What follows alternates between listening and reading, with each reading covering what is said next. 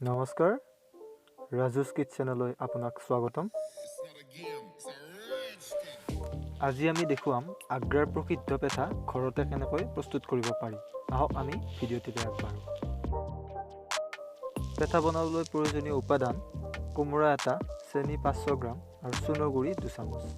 এতিয়া আমি কোমোৰাটোৰ আধা অংশ ধুনীয়াকৈ কাটি ল'ম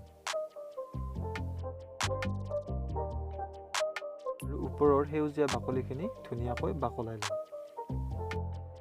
তাৰপিছত আমি ভিতৰৰ গুটি থকা কোমল অংশখিনি কাটি উলিয়াই দিম। কোমোৰাটোৰ আধা অংশ এনেকৈ বাকলাই পৰিষ্কাৰ কৰি তৈয়াৰ কৰি ল'ম।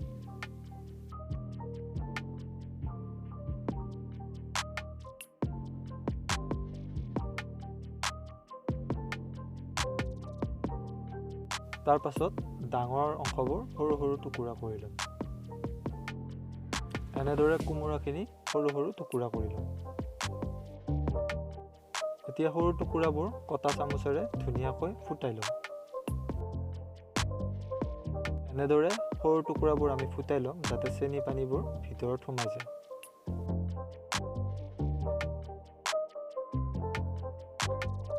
এতিয়া পাত্ৰ এটাত পানী লৈ তাত 2 চামুচ চূনৰ গুড়ি দি কোমোৰাৰ টুকুৰাবোৰ তাত 12 ঘণ্টাৰ বাবে আমি তিয়াই ৰাখিম।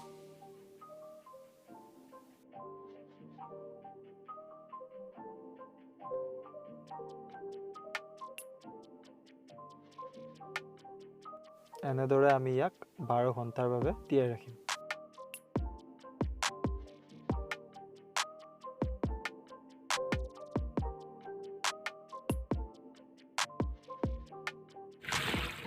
এতিয়া টুকুৰাবোৰ চূনৰ পানীৰ পৰা উঠাই 3-4 বাৰমানকৈ ভালকৈ ধুই ল'ম।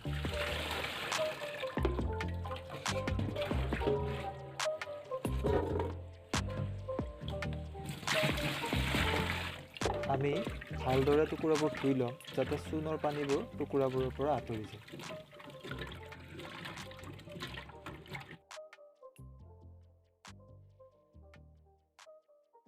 এতিয়া খৰাহী এটাত টুকুৰাবোৰ তৰিয়াই পানীসমূহ আমি যাব দিম।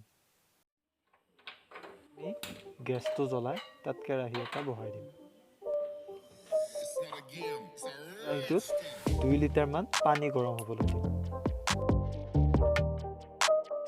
আৰু পানীখিনি আমি ভালকৈ ঢাকনিৰে ঢাকি দিম।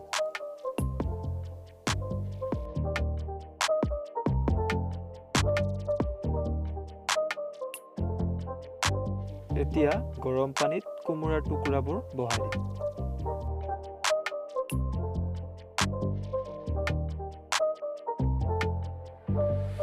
এতিয়া আমি ঢাকনিৰে ধুনীয়াকৈ ঢাকি দিম। 20 মিনিট এনেকৈ আমি উতলিবলৈ দিম। জুইকুৰা বঢ়াই ৰাখিম আৰু মাজে মাজে এনেদৰে কৰচেৰে আমি লাৰি দিম।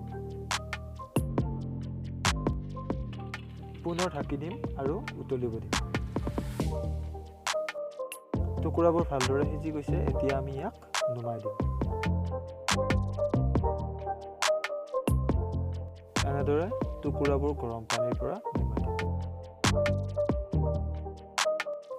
পানীখিনি যাবলৈ দিম।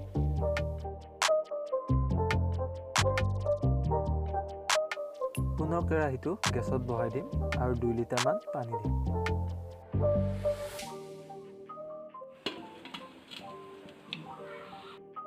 পানীখিনি অলপ গৰম হ'বলৈ দিম। এতিয়া আমি চেনিখিনি গৰম পানীত দিম আৰু ভালকৈ মিহলি হ'বলৈ দিম।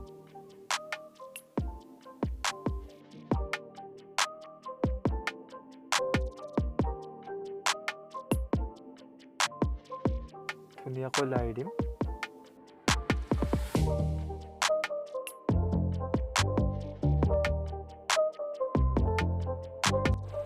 টুকুৰাবোৰ উতলা চেনি পানীত দি দিম। উতলিবলৈ দিম, লাৰি থাকিম আৰু এনেকৈ 20-25 মিনিটমান সময়ৰ বাবে জুইৰ ওপৰত ৰাখিম।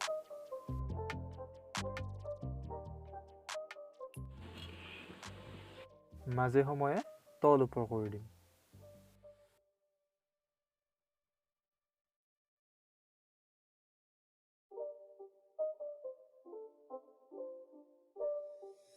not a game, it's a rich thing.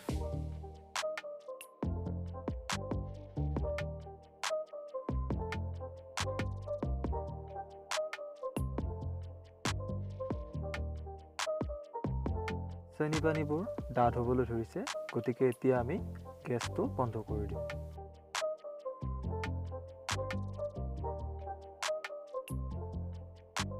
এতিয়া ঠাণ্ডা হ'বলৈ দিম।